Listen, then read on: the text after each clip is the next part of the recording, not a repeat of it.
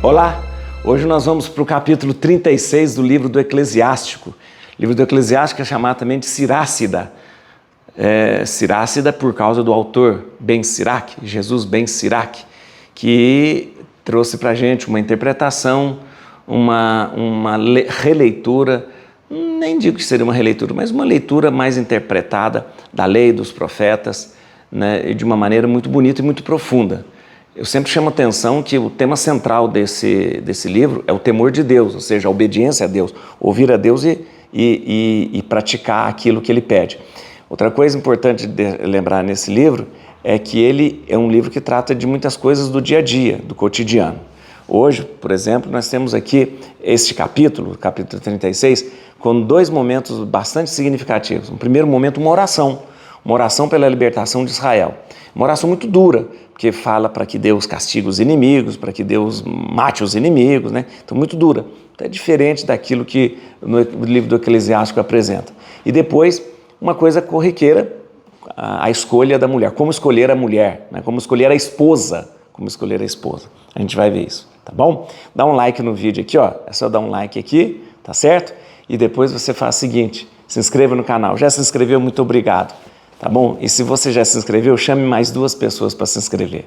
Fala assim, vamos lá ler a Bíblia inteira, vamos ler a Bíblia todos os dias, um capítulo por dia. Vai demorar? Demora, mas não tem problema. A gente quer ruminar a palavra de Deus, né? Fazer com que ela entre, né? que ela, como semente, ela possa germinar dentro do nosso coração. Tá bom? Bíblia na mão, Espírito Santo no coração. Vamos, neste momento, ler o capítulo 36. Como eu disse para você, começa com uma oração pela libertação de Israel e depois dicas para escolher a esposa. Vamos lá. Uma oração, então. Tende piedade de nós, ó Deus de todas as coisas, olhai para nós e fazei-nos ver a luz da vossa misericórdia. Espargir o vosso terror sobre as nações que não vos procuram, para que saibam que não há outro Deus senão vós e publiquem as vossas maravilhas. Estendei vossa mão contra os povos estranhos, para que vejam o vosso poder.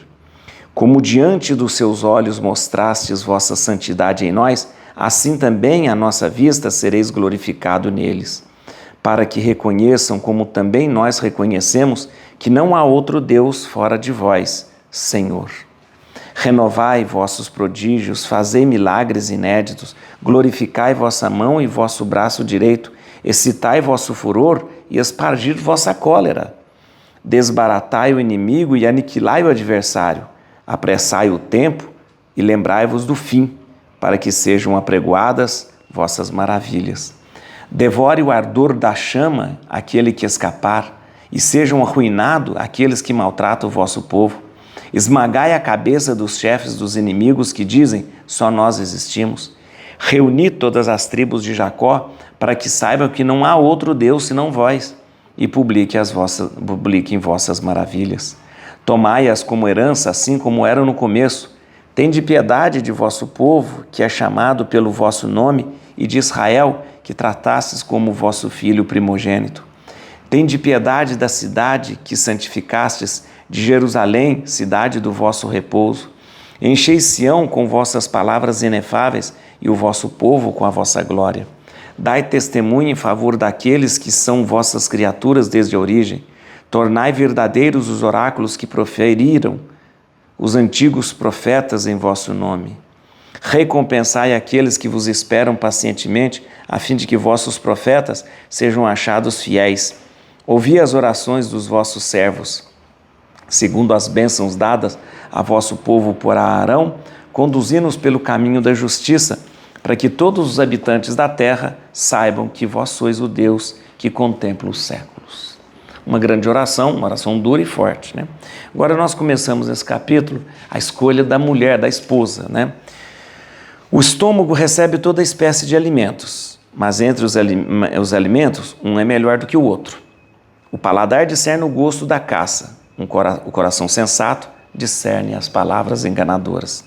Um coração perverso é causa de tristeza, mas o homem experiente a resistirá. A mulher pode esposar toda espécie de homens, mas entre as jovens, uma é melhor do que a outra. A beleza da mulher alegra o rosto do esposo. ela se torna mais amável que tudo que o homem pode desejar. Se a sua língua cura os males, tem também doçura e bondade. O seu esposo não é como os demais homens. Aquele que possui uma mulher virtuosa tem com que tornar-se rico, e é uma ajuda que lhe é semelhante e uma coluna de apoio. Onde não há cerca, os bens estão expostos ao roubo. Onde não há mulher, o homem suspira de necessidade. Quem confia naquele que não tem morada e naquele que passa a noite, onde quer que a noite o surpreenda, ou que vagueia de cidade em cidade, como um ladrão sempre prestes a fugir? Muito bem, parece que uma coisa não tem nada a ver com outra, e não tem mesmo, né? Primeiro uma oração, né, pela libertação de Israel, e depois é um conselho para se achar uma mulher virtuosa para ser esposa. É importante lembrar que você vê que a dureza dessa oração, muito agressiva, devore o ardor de chama aquele que escapar, seja arruinados aqueles que maltratam o povo, esmagai a cabeça dos chefes dos inimigos, né? Isso aqui, essa oração, ela contrasta com o restante do livro, né? Porque o restante do livro do Eclesiastes, ele é bem leve, bem condescendente, ele é bem assim, ele traz assim, não traz palavras duras. A gente às vezes vê esse tipo de linguagem nos Salmos, a gente vê esse tipo de linguagem no livro dos Reis, até às vezes em Deuteronômio e Levítico. Mas o livro do Eclesiástico, ele é mais leve, Não tem essa coisa de amassar os inimigos, atacar os inimigos, né? É mais sutil, né? Visto que esse livro está sendo escrito numa época em que havia uma dominação helênica, então você não tinha que nada falar claramente contra os inimigos. Só que essa oração, ela vem como algo meio estranho às vezes ao livro, né? Há especialistas, exegetas, estudiosos que dizem que talvez ela possa ter sido incluída até depois dentro do livro, né?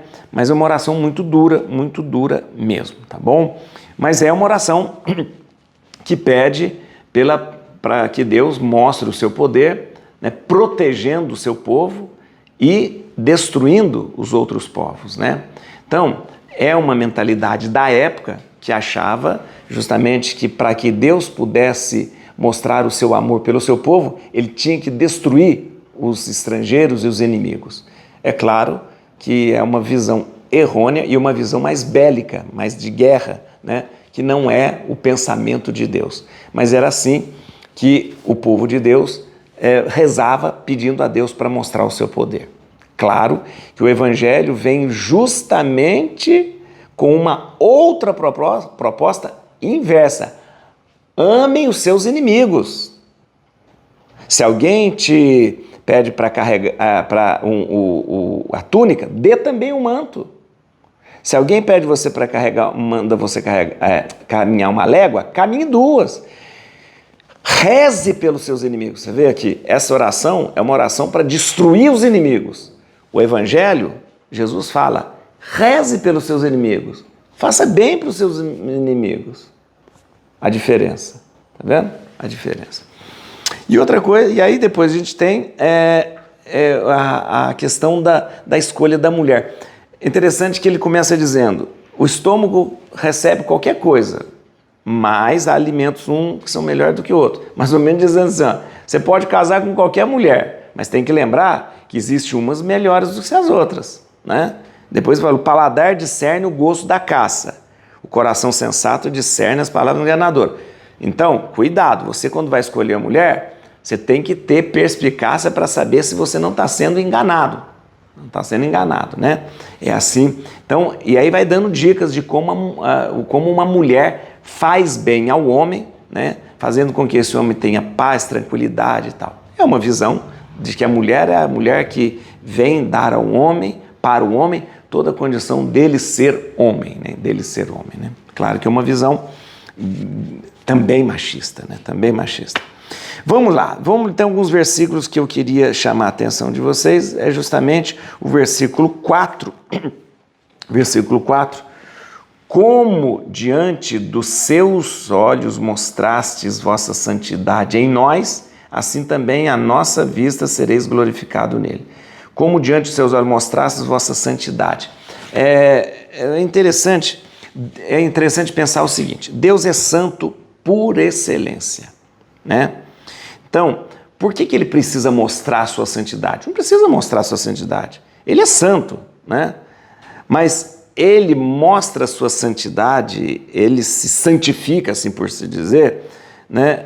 Quando ele mostra a sua glória e o seu poder. Essa é a visão. Então, Deus é santo e acabou. Santo, santo, ninguém precisa falar que ele é santo, porque ele é santo mesmo, ele é santo por excelência. Ninguém precisa santificar Deus, porque ele já é santo por si próprio. Mas aqui a gente vê uma coisa muito interessante, que a Bíblia e esse texto olha para o poder e a glória de Deus, né, como uma maneira de mostrar a sua santidade. Deus não precisa mostrar que é santo, já falei, ele é santo por si só, mas a glória e o seu poder mostra para nós a sua santidade, né? No versículo 10 tem uma coisa, no versículo tem uma coisa muito interessante. Apressai o tempo e lembrai-vos do fim, para que sejam apregoadas as vossas maravilhas. Vamos ver, o que é fim? Vamos ver. Fim, aqui também a gente poderia traduzir como fim dos tempos. O que é fim dos tempos? É importante lembrar. Fim dos tempos, ou fim, aqui não é o fim do mundo, mas o tempo da grande reunião dos exilados e de todo o povo que estava disperso. Vamos entender uma coisa. Aqui fala, apressai-vos o tempo e lembrai-vos do fim. Do fim de quê? Do fim dos tempos. Tá. Neste texto, no capítulo 36, o fim dos tempos não é quando o mundo acabar, não é isso. É quando todo o povo de Israel que está disperso voltar a ser um povo só. Apressai-vos, olha aqui, apressai o tempo e lembrai-vos do fim, para que sejam apregoadas vossas maravilhas. Então, na visão dos judeus da época, o fim dos tempos seria quando acabasse esse tempo do exílio, esse tempo da dispersão e todo mundo voltasse, tá bom? Não tem nada a ver com o fim do mundo. Também no Evangelho, o fim dos tempos não está relacionado com o fim do mundo, está relacionado quando o Jesus, como juiz do mundo, reunir todo mundo e julgar, né? Isso não significa que o mundo vai acabar, significa que o mundo será julgado, tá bom? Tá certo? E aí nós vamos para o versículo 27, que é interessante, que fala sobre a mulher, né? Mulher, olha lá. Onde não há cerca, os bens estão expostos ao roubo. Onde não há mulher, o homem suspira de necessidade. Onde não há mulher, o homem suspira de necessidade. Esse versículo é uma alusão a Gênesis 4:12. O que é Gênesis? Quando Caim vagueia lamentando-se, né? Então, depois de Caim ter feito aquelas coisas todas, ele vagueia lamentando, né? O homem, então, é uma alusão a Caim, por quê? Porque aqui faz uma comparação. O homem que não tem mulher vive a sua vida se lamentando, né? Aí, onde não há mulher, o homem suspira de necessidade. Então, na verdade, aqui a compreensão de que é necessário que um homem tenha uma esposa dedicada, querida e tal, porque se ele não tiver uma esposa, ele vai viver como Caim, se lamentando aí, vagando pelo mundo, se lamentando.